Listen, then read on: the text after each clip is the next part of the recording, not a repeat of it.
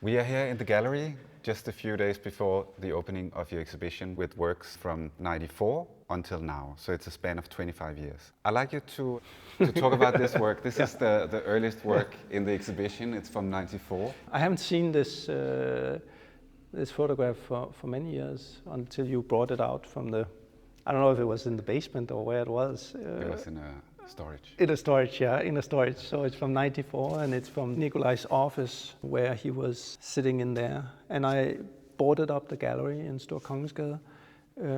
It's the first gallery space. The first gallery space, and I boarded up that. And I think at that point I was very uncertain of what to use the gallery for. Also another thing that was on my mind was just creating an installation or work that would be where people didn't have to go in the gallery to experience the work. So it was in a way like a public work. The whole gallery was boarded up and you would kind of encounter it when you passed on bike or walking. So the idea was people would in a way have to go into the gallery to ask what it was or why it was there. And then of course it would evoke the barricade or the museum at night or like on the photographs, some kind of imaginary space, some kind of dark space, very inspired by horror movies. The things that I was artistically occupied with was kind of translating elements from film into a art context, trying to, in a way, translate qualities. It was a sculptural piece on the front and the back of the gallery, as well as this photographic works. This photographic works, which I think I used the opportunity because it was a little bit hard to find places to do these photographs. I didn't know so many people who had houses that were accessible. So I would use the opportunity, and the wood was there. It was very convenient. Yeah, and that brings us to another work made more than 20 years after this work, but it has some kind of similar elements. Yeah, there's similar element, and then there's something that's of course very different. The inspiration for this work was I was living in New York, and I read in the newspaper, it's 2009, and I read in the newspaper the largest Danish bank, Danske Bank, was almost on the edge of crashing. And it struck me that this new economy we have, the global economy, how interconnected it is. It's mind-boggling that a housing crisis created by greed and the subprime loans could almost floor the biggest bank in Denmark, and the consequences would be almost on the level of the whole country becoming bankrupt. So I was extremely appalled by the irresponsibility by these people who, in a way, fed this system, and also by the fact that none of them ever had to kind of pay for the big economic damage that was done, also to the people who bought these houses. Sometimes I connect them to sucked dry insects in the net of the spider, these houses. They've been sucked dry by the global economy and they are left as shells. In a way, what we're also looking at is this whole complicated net of transactions, because it was almost impossible to figure out who owned these buildings or who had invested in them, because the loans were bundled together and just sold and sold and resold. So in a way, what we are looking at is also images of an economy. In a way, it's also a monument to this time. So because it becomes the past very fast and people forget about it, and there's a new kind of upswing in the economy, and it's kind of a way also to remember this moment and also remember what this moment created, and also remember that this thing that people say that capitalism has a logic and fixes everything is not necessarily true. It has big glitches. There are things that can go terribly and does go terribly wrong. So I'd like you to talk about Bakker Ranch. Yeah, sure. One could say that Bakker Ranch is right in the middle. It's from 2008. It's this place where the notorious Charles Manson, his hideout in Death Valley. I was in LA and I picked up a book called Helter Skelter, and I was intrigued by the fact that Manson is associated with two locations. One is the Spahn Ranch, which is featured in Once Upon a Time. What is that film? Once Upon a Time in Hollywood. In Hollywood, the yeah. New Tarantino. That the new Tarantino, Spahn Ranch. And the other one is is this place in Death Valley. Manson, who's usually associated with the counterculture, the location that is tied to his whereabouts are two very, very Western-like locations. So I shot this as a kind of a Western scene. What I wanted to point to was the fact that Bugliosi, the prosecutor, he used it as circumstantial evidence, indirect evidence of the guilt of Manson, and said only criminals would hide in a place like this. In my story, I use it as a circumstantial evidence that maybe Charles Manson was connected to another history, the history of rugged individualism, bloodshed, and kind of making your own space, which is like the base of the Western myth. Manson was guilty, the family was guilty, no doubt about that, but it really was a kind of a different history. And it was a history where maybe also CIA was involved, drug experience with manipulation and LSD. It's a more conspiratory history, which is quite far removed from the official history of the meaning of these events. And I think that is to somehow contained in these photographs. I think we should have a look at another example of a site established by hippies in a more chilled way. So Day for Night, it's a series of photographs that I took in '96 of Christiania, the free city of Copenhagen, the Utopian experiment. Well, it's exciting to see them all here. That happens very rarely. I guess it's the first time that all the photographs have been exhibited. But what interested me were just all these little details in the images, all these little alterations, all the what you sometimes call parasite architecture, where the original military structures are modified to this new need of containing freedom for the settlers, I guess we should call them that. And then it's done with a day for night technique. It's a technique that is used to shoot a night scene during daytime, which creates this sense of it's being day and night at the same time. Just like Christiania is a kind of a dream of creating this place that allowed for the most personal freedom, and then the actual reality of the place, the physical manifestation of the place, which is somehow sobering, I guess, because then it's about heating and interacting with people and all these things that come and also shape a place. So, yeah. Maybe we should continue in here. What I really like with hanging works is this ability, and which was fun, what we also, when we discussed this show, is kind of making connections. And here there's this black mirror, the magic mirror of John Dee. It's a black obsidian stone that exists in the British Museum that I photographed. John Dee was a kind of a Faustian figure. He was kind of like he was a Renaissance man. He had the biggest library, and he was frustrated by the fact that the knowledge he could obtain from all these books, and he read them all, was limited. Still, he was missing bits and pieces to kind of figure out how the world lives and functions, right? So he would start looking in the black mirror and communicate with angels. He was a medium for spirits, or? He had somebody who had the gift, the second eye, who would look into the mirror. His name was Edward Kelly. He would do the communication, and Dee would transcribe it and translate it, because it was a different language. It was a language called Ignoxian. And through that was a whole cosmology and a whole system of how the world works and how to work in this world, you know.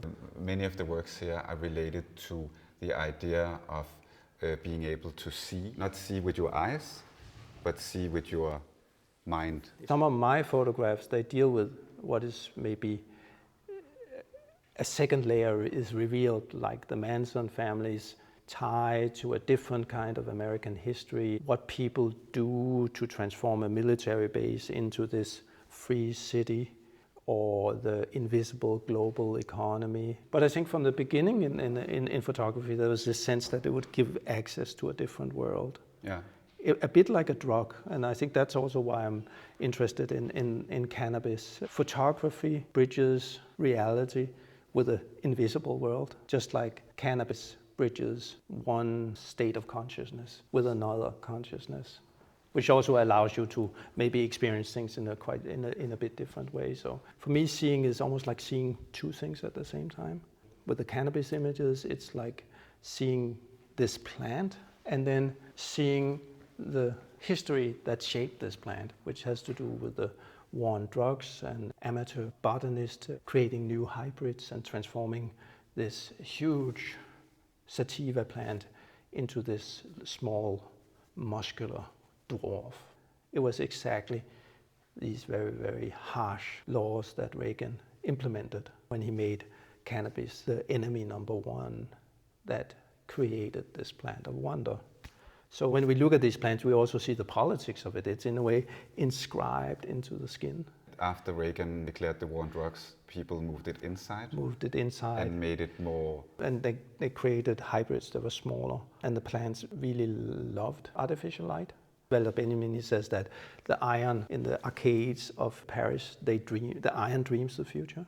What he means by that is that the arcades was kind of old-fashioned, built in an old-fashioned way, but iron would later be used to build skyscrapers. So it was like inherent in the material was this potential to do something completely different. Okay. So we could make the same analog to cannabis, that in a way, inside this huge bushy plant the size of a tree and not very potent, lived this little kind of almost extraterrestrial hybrid plant waiting to be born through politics and through desire and through this whole complicated history that makes up cannabis, of the counterculture taking it in and Reagan hating the counterculture, wanting to eradicate it completely.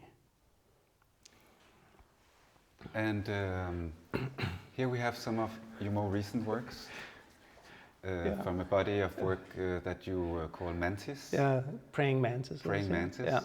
This work is maybe more connected to what I've done, which is has to do with movement and performance. And I came through the Mantis strangely through the Cannabis, because there was one photo that I took back in, I think it was 2007, and I always referred to it as a mantis because it reminded me of a mantis. That's also about seeing. I just, when I saw it, I saw a mantis. What really made me interested was also this Kung Fu style, praying mantis. People in China would study the insect and kind of imitate. It would almost be a vehicle for developing supernatural powers, becoming invisible, becoming super fast. I had 6 at a time, and sometimes they look like strange little people, and they don't act so much like insects. They're very friendly. And you don't see that 2 eyes here, but you see the 2 eyes here.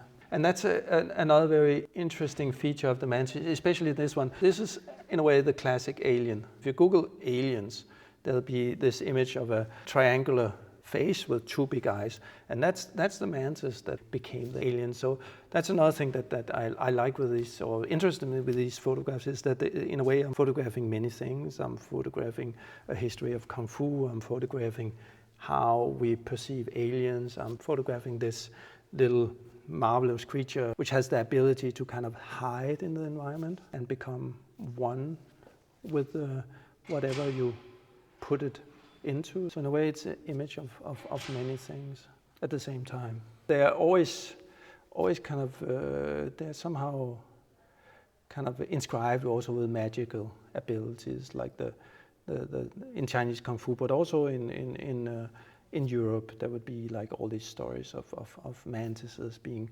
semi-magical. If children got lost and they saw a mantis, it would point the direction of home, which they have a tendency to do. They kind of sit, really? Like that, yeah. Okay. And they point. In the right direction always? Well, they point in some direction, but they are very insistent, Sometimes they get in a pointing mood. I mean, sometimes, there was a good thing about having 6. Sometimes they would run around or point all the time, or they would rub their legs, which make them hard to work with, and they would have to have a break, and then I would bring in a new mantis that would kind of on the set. There was especially one that both me and my partner felt very attached to. It was just so, it just had such an unusual presence. Both her and I, we found ourselves, every time we came home, the first thing we would do was to check the mantis and just, say hello. And feels like it would look at us and recognize us, and we would take it out and walk around. We found out that it liked being put out during daytime, and it would look out the window all day. Very kind of just sit there and look out the window, and it never moved much. And then so it was unusual. And this piece. And the crystal ball, yeah. It's from the British Museum, like the magic mirror. And what you see is, in a way, the British Museum here. And this also belonged to John Dee. He would go between the black mirror and the crystal ball. So again, I mean, it's the technology of the time to see what could not be seen. I mean, we're still figuring that out, right? We're still trying to get access to information we don't quite have. I think we're also looking for different approaches to reality, a different way of being in the world that kind of does not only have to do with technological progress. This crystal ball was used by John Dee's medium Kelly, to see spirits. Yeah, to communicate with the angels and create this whole system of kind of worlds, basically a whole kind of other world, and how to address these entities that lived in this world. I did experiments. It is possible. So when we close our eyes and we are on the edge of sleep, we start to see scenes and patterns and stuff. And then it is possible to train yourself in such a way that you can see these scenes with open eyes. So how you do this is that you are in a completely pitch black room, and you start and you just lay awake and you're on the edge of the sleep and you keep your eyes open, and then this whole world is transposed onto the room itself, the darkness of the room itself. So that's basically the technique you use here, but it does take training, and I never got there. I mean, it does take time to get there. I have it quite easy for me to get into a hypnagogic mode and start seeing things or hearing things, but doing it open-eyed or while you look at this is a bit. It takes more training, and it's also if it's not to happen by accident, right? I mean, where you're just really tired and you start to hallucinate or something, yeah. But you believe that you can train yourself to be able to see things? Oh yeah, I'm sure. Yeah, for sure. Yeah, you can. It's not a no. that you. No. I mean, for some people it's easier than others, but of course, yeah, you can. I mean, I don't know what you see. Of course, what you see is that's the well, you definitely see something. I mean, definitely see. Yeah, I think that's very individual what people see. I think in a way the whole psychedelics came both before and later. I was interested in the second sight and how to kind of get access to it. You don't really have to know anything. I think the images are kind of it's in the image, right? I think how I try to make things is that the information is there, but it's also accessible, because it's not all that we know that we can express, right? Sometimes, especially with exhibitions and art, a lot of it is almost like knowledge coming from the body. So it's knowledge that is not quite verbalized yet. So you respond to it on a level of kind of knowing kind of what it's about, but not being able to kind of formulate it like in coherent sentences. And I think that's how I maybe see a lot of these images, that they have that element, that it's there, but it's not. It takes time, and maybe if one is inclined to it, to kind of formulate the intricacies of the image. Yeah, I guess that would be one way. Yeah. But I think the images address us on a very basic level, especially when they become human, like the Cannabis. There's especially one of them that looks so much like a person kind of sticking up the arms. And that's what I see every time I see it. In a way, I mean, I had one photograph, and it's probably very, very personal, right? But one photograph reminded me of a Mantis, and this one reminds me a little bit about like a person. It has a little bit as a kind of a person holding up the arms, like I surrender. And then there's like these little kind of rhythms of black, which are like birds. Kind of like they almost have a sound for me. So they kind of like go like. A lot of times when I see the images, I hear sound. Kind of, I hear sound as rhythms. Yeah. But Great. do you Thank practice meditation in the dark room? Meditation in the dark room? No, not in the dark room. Not in the dark room, in a dark room. I did, yeah. Dark meditation. I did that at one point, yeah. Yeah, that would be the way to go about to kind of be able to use a crystal ball, yeah. I had visions, but not to the point that I could really control it. Sometimes I would also have like a glitch, and you kind of, and everything around you seems completely normal. It was in a plane, and then I noticed that the cup in front of me, my cup, it was a flight to New York. It was floating over the table.